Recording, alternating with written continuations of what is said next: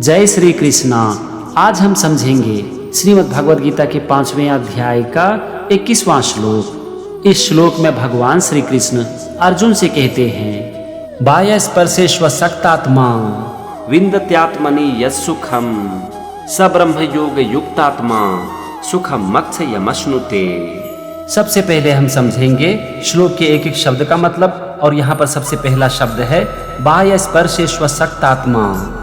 इसमें दो शब्द है, बाह्य स्पर्शेषु और असक्तात्मा।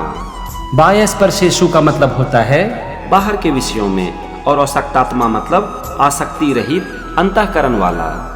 आसक्ति रहित अंतःकरण का मतलब होता है जिसका मन किसी के मुंह में ना फंसे। इसके बाद है विन्दत्यात्मनि। इसमें दो शब्द है, विन्दति और आत्मनि। विन्दति का मतलब होता है प्राप्त होता है, और आत्मनि मतलब आत्मा में। फिर है यत सुखम। इसमें दो शब्द है, यत और सुखम। यत का मतलब होता है जो, और सुखम मतलब आनंदित है।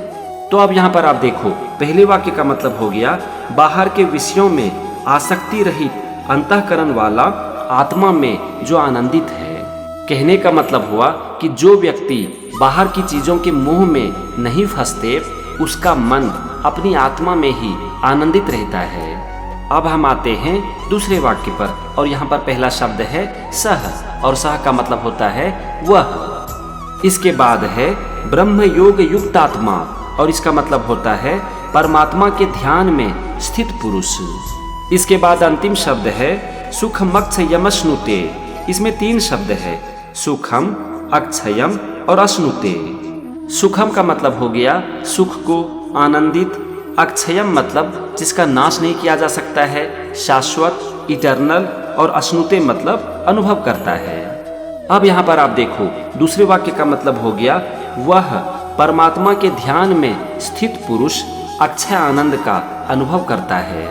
अक्षय आनंद का मतलब हो गया इटर्नल ब्लिस, एक ऐसा आनंद जो कि कभी खत्म ना हो।